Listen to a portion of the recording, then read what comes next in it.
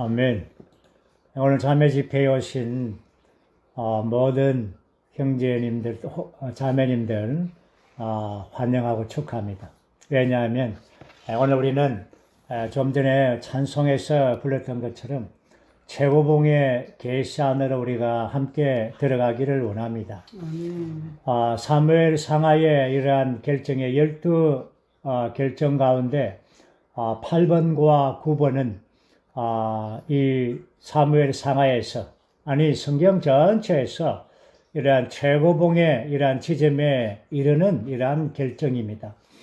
여기에서 다윗의 씨가 하나님의 아들이 되는, 그리고 이 사무엘 하 7장에 있는 이 말씀 안에서 랍스타디 1993년 겨울에 그때의 행제님께서 이 말씀 안에 계속 머물렀습니다. 계속해서 또 행제님이 나오셔서 또 부담이 있으시다고 이렇게 해서 랍스타디를 우리가 여러분 보면은 한 8메시지를 계속해서 이 부분에 머물렀습니다. 왜냐하면 이 부분의 계시가 하나님께서 그 마음 안에서 깊은 최고의 계시를 보여주었습니다. 그것이 바로 하나님께서 사람이 되시고, 사람은 신격에서는 아니지만 생명과 본성에서 하나님이 된다는 이러한 최고봉의 계시를 열어주신 것이죠. 그 이후에 94년에 접어들어서 우리가 아는 것처럼 그리스도의 몸의 실제에 대하여 그리고 하나님 사람의 생활과 이 섞임이라는 요점 안에서 유기적인 구원, 하나님의 완전한 구원에 관하여 그리고 이 새 예루살렘의 이상과 이 계시에 대한 이러한 아주 깊은 이러한 최고봉의 말씀들이 쏟아지는 중에 형제님께서 그때 지은 찬송이 바로 오늘 부른 어떤 기적, 어떤 비밀인가. 정말 지구상에서 시간과 또한 공간을 초월해서 많은 하나님의 자녀들이 시가로서 많이 이렇게 시편을 짓고 찬송시를 썼죠. 그의 역사 가운데서 아주 뛰어난 A.B. 심슨, 또 뭐 찰스 웨슬러, 많은 이들이 찬송시를 썼습니다. 그러나 오늘 이행님께서 쓰신 이 찬송시는 가상 지구상에서 역대로 최고의 이러한 찬송으로 여겨집니다. 1절 말씀 보면 어떤 기적, 어떤 비밀인가. 하나님과 사람 하나 되다니. 이것이 바로 하나님의 영원전에 가졌던 그분의 목적이었죠. 그리고 하나님이 사람이 되시고 사람이 하나님이 된다네. 이것이 바로 성경 전체의 다이아몬드입니다. 성경은 이러한 상자 안에 다이아몬드가 있다면 그 다이아몬드 중에 다이아몬드는 바로 하나님께서 사람이 되신 것은 사람으로 하나님이 되게 하는 것입니다. 천사도 사람도 청량 못할 경륜. 아무도 하나님의 마음 안에 있는 그분의 경륜을 청량할 수가 없었습니다. 천사도 사람도. 이것이 바로 하나님의 갈망하신 선한 뜻입니다. 오늘 바울을 통하여, 교회를 통하여, 이 시대의 사역의 말씀을 통하여 완전히 하나님의 이러한 마음 안에 있는 최고의 목적을 우리에게 계시해 주었습니다. 2절 말씀 보면 날 하나님 되게 하시려고 하나님 육신대 사람 되셨네. 난 그 성품에 참여하나 그의 신격에는 참여 못해. 그분의 속성 내 미덕되니 난 영광스러운 그분의 형상 나타낸다네. 그의 속성 내 미덕대, 그 영광의 형상 나타낸다네. 정말 사람으로서 가질 수 있는 최고의 가치 아닙니까? 마지막 4절은 새 예루살렘에 대한 계시를 말하죠. 거룩한 성 새 예루살렘은 이상과 계시의 최종 집대성, 삼위 하나님과 사람이 영원히 연합된 부부일세. 새 예루살렘에 대한 최고의 계시와 이상은 바로 부부입니다. 신성과 인성이 서로 거쳐되니 사람에게서 하나님의 영광 나타나 신성, 인성 상호 거쳐 하나님의 영광 나타내. 최고의 계시와 이상이 찬송으로서 우리 앞에 이렇게 나타나고, 아마 이 찬송은 부르면 부를수록 놀라운 계시와 이상을 우리가 체험하고 늘 수가 있습니다. 우리가 알듯이 다윗은 하나님을 위하여 집을 건축해 드리기를 원했죠. 그러나 하나님께서는 너가, 이 말은 사람이, 너가 나를 위하여 집을 건축한다고. 이것은 사람의 관념입니다. 사람의 어떤 선한 행동이죠. 어쩌면 사람이 하나님에 대한 종교적인 관념이고 어떤 소위 영적인 관념일 수 있습니다. 사람이 하나님을 위하여 뭔가 해드리기를 원하는 것이죠. 그러나 하나님의 원함은, 그분의 뜻은 하나님께서 사람 안에, 다윗아, 나는 너 안에 너의 집을 건축하기를 원한다. 너에게 태어날 내 씨가 그 일을 이룰 것이다. 다윗은 사람의 관점에서 하나님 아닙니다. 하나님, 저는 백향목에 엄청난 어리어리한 집을 가지고 있습니다. 하나님은 지금 집이 없지 않습니까? 지금 텐트에 지금 있지 않습니까? 사람의 관념이었습니다. 하나님은 창조 때에, 아니 영원 전부터 하나님의 집을 갖기를 원했습니다. 그 집은 바로 사람의 인성이었습니다. 하나님은 사람의 인성 안에서 집을 갖기를 원하고, 또한 사람은 하나님께서 창조하실 때 그 사람은 그의 만족과 그의 갈망은, 그의 원함은 집을 얻는 것인데 그 집은 바로 신성입니다. 하나님 그분 자신이 이러한 사람의 집이 되는 것입니다. 그러면 오늘 우리가 살고 있는 모든 집과 의식주 모든 것들은 다 하나의 그림자이죠. 예표이죠. 그래서 오늘 이러한 놀라운 사무엘 하에 있는 이 말씀 가운데서 하나님께서 사람과 연합되시고 신성이 인성 안으로 들어가시고 인성이 신성 안으로 들어가서 신성과 인성, 하나님과 사람의 상호 거처를 갖는 것이 하나님의 갈망이었습니다. 이것이 하나님의 뜻이었죠. 그래서 하나님께서는 그러한 하나님의 갈망을 이렇게 성취하고 또한 하나님의 어떤 갈망의 그 신성과 인성에 연합된 하나의 집을 우리에게 보여주었습니다. 누굽니까? 예수 그리스도입니다. 예수 그리스도는 신성과 인성의 집을 갖춘 하나님의 갈망인 바로 그 집이었죠. 오늘 우리는 여기에서 주 예수님께서 이제 하나님의 아들로서, 그분은 영원 전에서부터 하나님의 아들입니다. 영원 후까지도. 네, 우리가 신약에서 침례 받으실 때 또한 변행산에서 많은 경우에서 하나님은 그분의 아들을 기뻐했습니다. 하나님은 아들을 보는 것이, 아들이 행하는 것이 그렇게 기뻤습니다. 마치 우리의 느낌과도 같죠. 사람도 아들에 대한 느낌은 얼마나 그렇죠? 깊습니까? 저도 나이가 드니까 아들에 대한 느낌이 참 깊네요. 이것이 사람의 마음이며 이것이 하나님의 마음은 오죽하겠습니까? 하나님은 오롯이 아들밖에는 없었습니다. 이러한 아들이 첫 번째 태어날 때는 우리가 알듯이 그분은 다윗의 씨로서, 사람의 아들로서, 사람으로서 태어났습니다. 영원하신 하나님께서, 독생자이신 그분께서 사람의 아들로 태어난 겁니다. 그리고는 이제 오늘 이 최고봉의 말씀 안에서 가장 깊은 것은 바로 구약에서의 가장 높은 지점은 사무엘 하 7장에 있다면 신약에서 가장 높은 구절은 로마서 1장 3절과 4절입니다. 거기에서 뭐라 했습니까?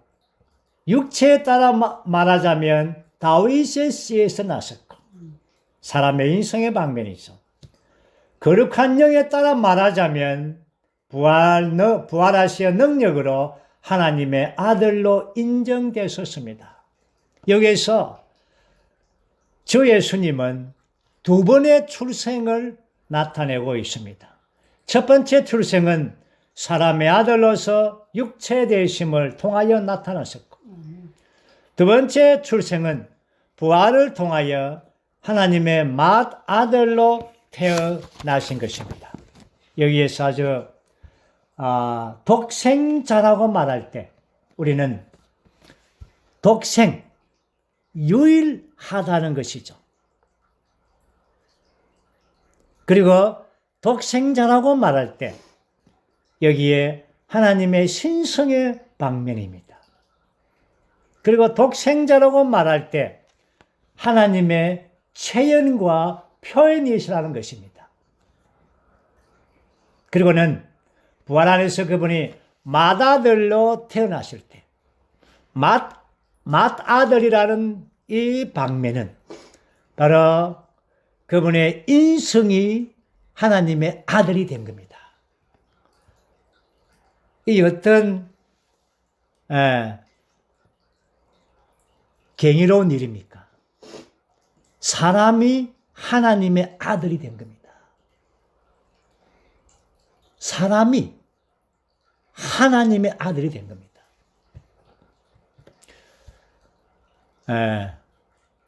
자연의 법칙에서는 호랑이가 새끼를 낳으면 호랑이입니다.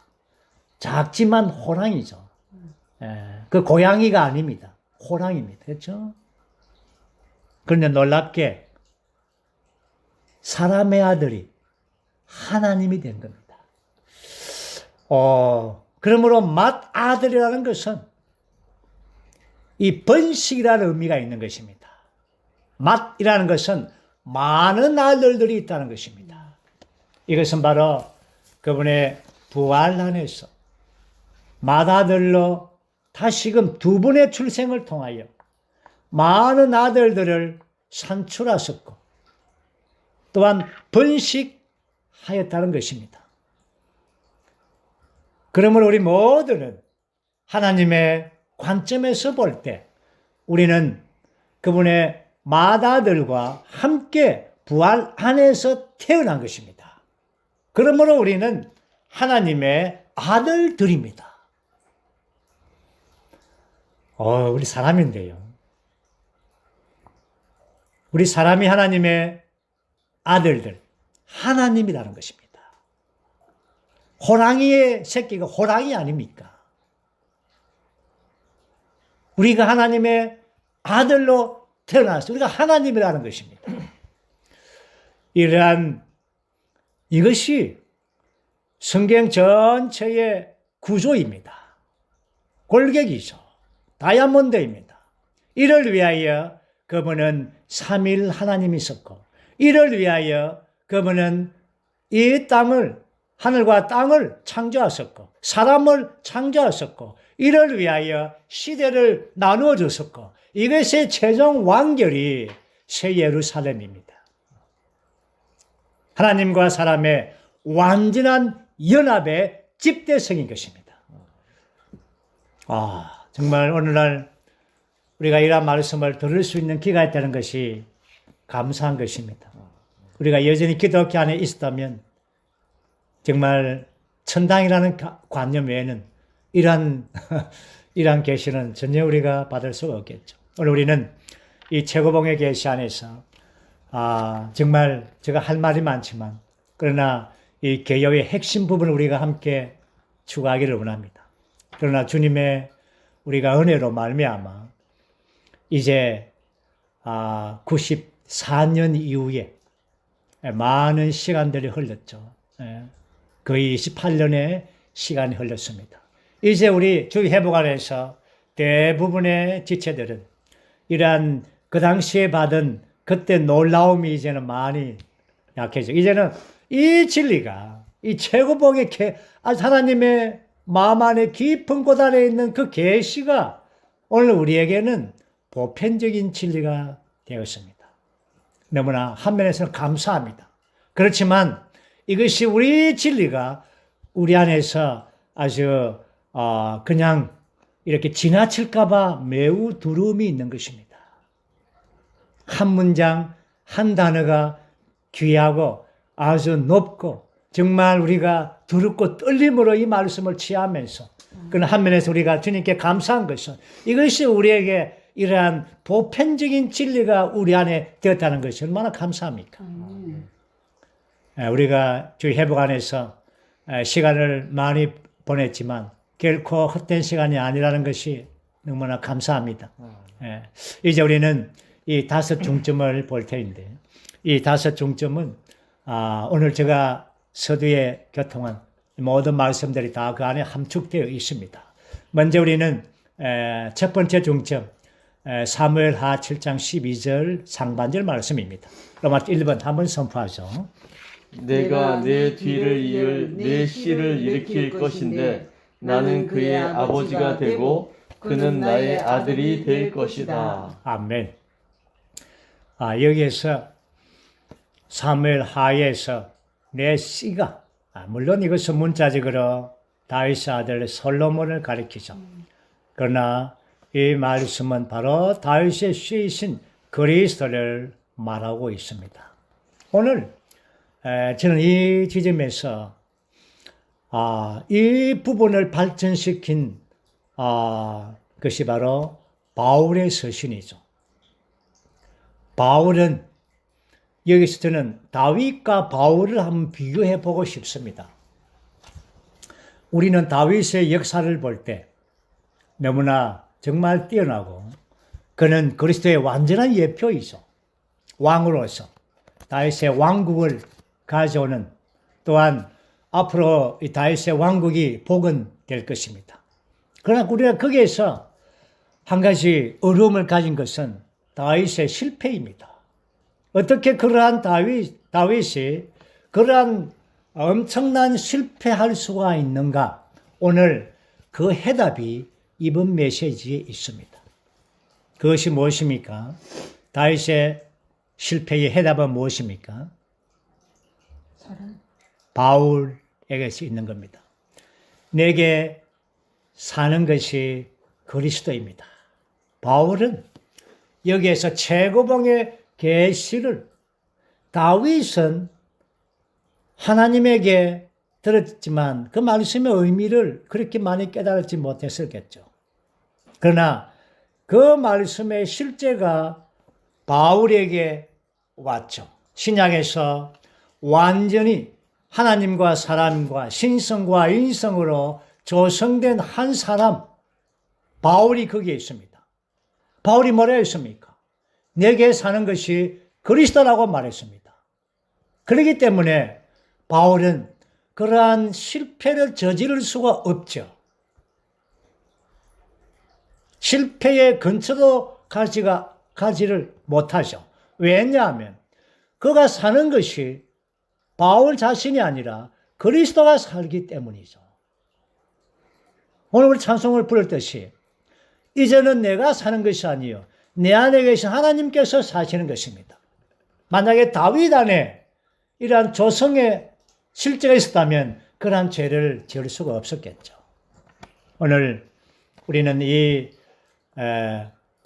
건축하시는 하나님과 건축되신 하나님께서 사람 안에서 상호 건축하시고 거처를 정하시는 것입니다. 이것이 다윗과 바울의 차이고 다윗과 오늘 우리의 차이인 것입니다. 오늘 우리는 하나님의 마음에 합한 사람만 그것만으로서 기뻐하면 안 됩니다. 우리는 그리스도가 내 안에 사시고 우리 안에서 운행하시고 내가 사는 것이 아니라는 이러한 강한 선포가 있어야 되는 것입니다. 그럴 때 우리는 다윗의 실패를 답습하지 않는 것이죠. 이제 우리는 두 번째 중점 보죠. 로마서 2번입니다. 마태복음 22장 41절부터 45절까지 해서 주 예수님은 다음과 같이 우주에서 가장 위대한 질문을 하셨다. 여러분은 그리스도에 관하여 어떻게 생각합니까? 그는 누구의 자손입니까? 여기에 주 예수님께서 그분이 죽으시기 전에 어린 양으로서 이 네 방면에서 이러한 점검을 받았었죠. 그것이 마태복음 21장에서부터 계속 점검받는데 그때 이제 군의의 문제, 정치적인 문제, 신앙의 문제, 율법의 문제, 이 네 방면을 다 점검을 받으시고 그 방면을 다 통과하신 다음에 주님께서 질문했습니다. 사람의 질문은 다들 합당하지 않았습니다. 그러나 주님의 질문은 이것이야말로 참된 질문입니다. 질문 중에 질문입니다. 가장 이 우주 가운데서 위대한 질문이죠.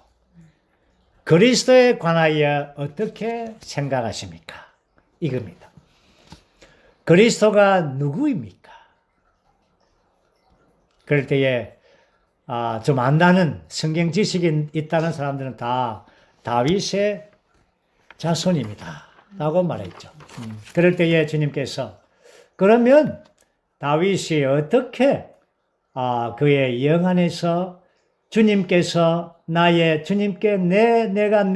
원수들을 너의 발밑에 둘 때까지 나의 오른편에 앉아 있으라고 말씀했습니까? 어떻게 다윗이 그리스도를 주님이라고 부른다면 어떻게 그리스도께서 다윗의 자손이 되겠습니까?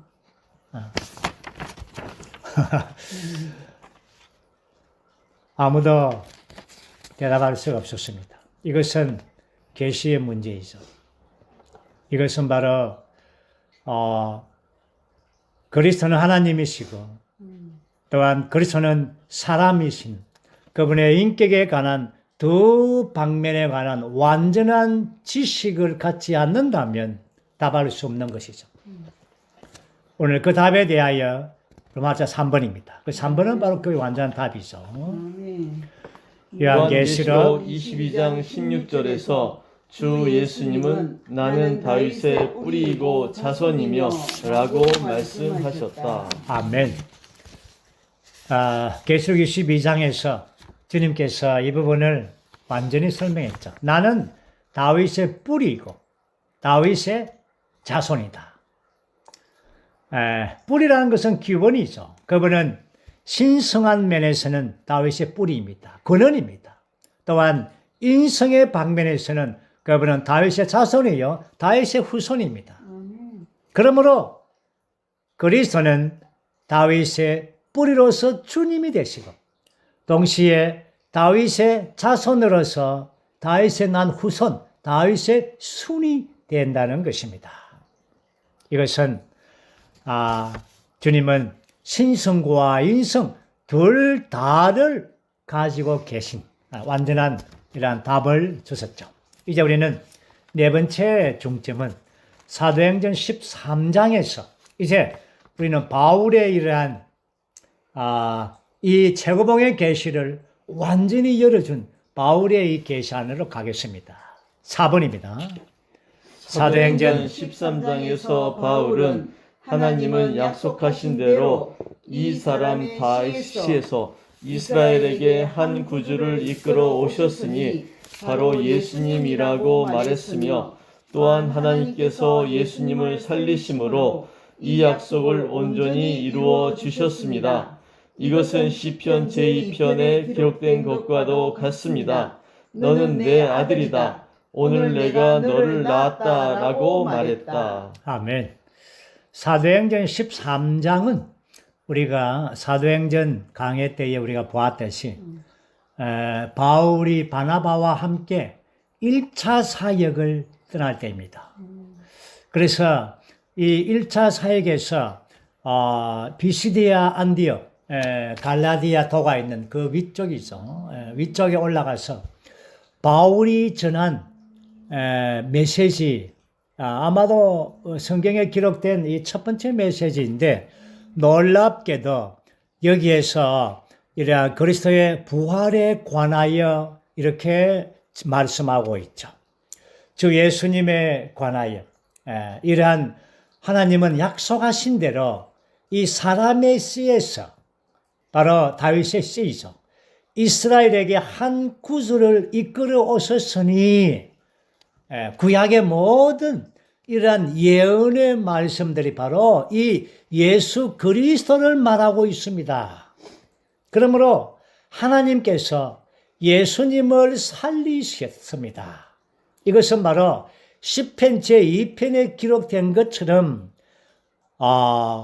너는 내 아들이다. 시편에. 그렇죠? 오늘 내가 너를 낳았다. 이 시편에 있는 말씀을 인용하면서 이 오늘은 바로 부활의 날이죠. 그분은 이러한 하나님의 영원하신 독생자였었지만 그러나 부활을 통하여 그분의 인성은, 그분의 육체되심을 통하여 입은 그분의 인성은 하나님의 아들이 아니었습니다. 그분은 독생자였지만 그의 인성은 하나님의 아들이 아니었습니다. 그렇기 때문에 그분은 다시 태어날 필요가 있는 것입니다. 그래서 부활 안에서 이제 그분이 태어났을 때, 맏아들이 되셨을 때 너는 내 아들이다 할 때 이 아들은 신성과 인성이 다 포함되어 있는 것입니다. 여기에서 그분의 인성의 방면도 하나님의 아들로 인정되신 것입니다. 이것은 아주 놀라운 이러한 계시의 말씀이죠. 이러한 오늘은 부활의 날입니다. 부활한 그날 그분은 이러한 맏아들로 그분의 인성이 하나님의 아들로 인정을 받은 것입니다. 다시 한 번 더 우리가 이 말씀을 정리한다면 그분은 육체되심을 통하여 하나님의 이 독생자께서는 인성을 입으셨죠. 이것이 첫 번째 출생이었습니다. 그렇지만 그분은 부활 안에서 이 하나님 사람께서는 맏아들로 태어났습니다. 이것은 두 번째 출생입니다. 그때 맏아들이 되신 것은 바로 많은 아들들과 함께 태어난 것입니다. 베드로전서 1장 3절에서 이 부분을 아주 자세하게 설명하고 있습니다. 베드로 형제님은 이렇게 말씀하고 있죠. 예수 그리스도의 부활을 통하여 우리를 거듭나게 하시어. 그러므로 그분은 두 번째 출생할 때 우리 모두가 다 그분과 함께 거듭났다는 것입니다. 하나님의 많은 아들들이 된 것입니다. 여기에서 아주 놀라운 것은, 여러분 놀라지 마십시오. 한태에서 그 부활 안에서 거기에 맏아들과 많은 아들들이 함께 태어났다는 것입니다. 그럼 무엇입니까? 쌍둥이라는 겁니다. 인간의 이러한 인성을 다 소유하고 있는 것입니다. 아멘. 이것이 아주 놀랍게 부활 안에서 그분은 맏아들로 또한 많은 아들들로 함께 태어났다는 것입니다. 이제 우리는 마지막 5번째 항목임 한번 선포하죠. 우리는 그리스도께서 자신의 인간 본성을 지니신 채 그분의 부활 안에서 능력으로 하나님의 아들로 인정되셨다는 것을 알아야 한다. 다시 한 번 더 우리가 이 부분을 볼 때 로마서 1장 3절과 4절은 신약의 계시와 이상 안에서 가장 높은 부분입니다. 여기에 하나님의 아들에 관한 계시이죠. 이 아들은 육체로 말하면 다윗의 씨입니다. 그러나 거룩한 영에 따라 말하자면 이것이 바로 죽은 사람들 가운데서 부활하시어 능력으로 하나님의 아들로 인정되셨습니다. 여기에 하나님의 아들로 인정되신 것입니다. 무엇으로 말미암아? 거룩한 영에 따라서. 이러한 거룩한 영에 의해서 이것은 바로 부활 안에서 일어난 것입니다. 부활로 말미암아 하나님의 아들로 인정되실 필요가 있으신 것입니다. 이제 부활에 의해서 그분의 신성과 인성 이러한 모두가 다 하나님의 아들로 인정되신 것입니다. 인정되셨다. 다시 달리 말해서 인정되셨다는 것은 바로 그렇게 나타나셨다는 것입니다. 하나님의 아들이 되셨다는 것입니다. 정말 이러한 부활의 이러한 능력으로, 여기 능력이라는 단어를 보십시오. 육체는 죽었으나 그분의 영은 살아났습니다. 살아난 것은 부활의 능력으로 말미암은 것입니다. 부활의 실제이죠. 그러므로 여기에서 영과 부활과 능력과 하나님의 아들 이러한 방면은 아주 깊은 단어입니다. 오늘 이것이 바로 주님께서 깨끗이고 이루시고 성취한 모든 것입니다. 이제 오늘 우리는 부활 안에서 우리는 그분과 함께 많은 아들들로 태어났습니다. 그러나 그분이 십자가에서 죽으실 때 우리 사람의 타락한 부분을 종결하시고 그분의 부활 안에서 창조한 인성을 높여섰습니다. 그래서 이제 우리는 바로 그분과 똑같이 그분도 신성과 인성을 가진 것처럼 오늘 우리 또한 신성과 인성을 갖고 있습니다. 그분께서 갖고 계신 인성은 이제 부활 안에서 우리의 높여진 인성이 된 것입니다. 이것이 아주 놀라운 것이죠. 다시 한 번 더 우리가 이 부분을 정리한다면 로마서 1장 3절과 4절에서 첫 번째는 첫 출생, 육체 대신. 두 번째는 두 번째 출생, 부활 안에서의 그분의 출생. 그 다음에 세 번째는 부활 안에서 그분이 맏아들로 하나님의 아들로 인정되심. 네 번째는 이 인정되심은 바로 거룩한 영에 의한 것이라는 것입니다. 그리고는 이제 마지막 다섯 번째는 이제 이러한 로마서 1장 3, 4절이 로마서 8장 29절과 연결시키는 것입니다. 다시 말해서 하나님의 아들이신 그리스도는 원형이시지만 8장 29절에서는 많은 형제들은 이 원형에서 대량 생산된 아들들인 것입니다. 이 아들들은 바로 생명의 구원을 받음으로 맏아들과 같은 형상을 이루게 되는 것입니다. 그래서 로마서 5장 10절에서는 생명 안에서 구원을 다루고 있습니다. 왜 그렇습니까? 많은 아들들이 태어났지만 그러나 여기에 계속해서 이러한 과정을 거룩함과 새롭게 됨과 이러한 변화됨과 맏아들의 형상을 본받음을 통하여 그분과 꼭 같이 되게 하는 것입니다. 이것이 바로 우리가 지금 교회 안에서 생명 안에서 구원을 받고 있는 과정인 것입니다. 우리는 그분과 똑같이 될 날이 올 것입니다. 성격에서는 물론 아닙니다.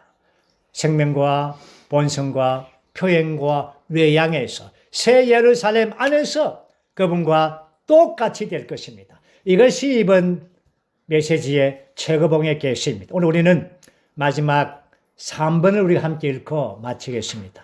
우리 마지막 3번 있죠. 이것은 우리를 신화의 문제로 이끌며 하나님께서 그분의 경륜 안에서 갖고 계신 의도가 그분 자신을 사람이 되게 하심으로 그리스도 안에 믿는 이들이자 하나님의 자녀들인 우리가 그리스도 안에서 신격에서는 아니지만 생명과 본성과 조성의 면에서 하나님이 되게 하시려는 것임을 의미한다. 이러한 의미는 지극히 위대하며 결국 성경은 이 문제로 완결된다. 성경의 완결이자 하나님의 경륜의 완결이자 우리 모든 믿는 이들의 완결입니다. 주님을 찬양합니다. 아멘.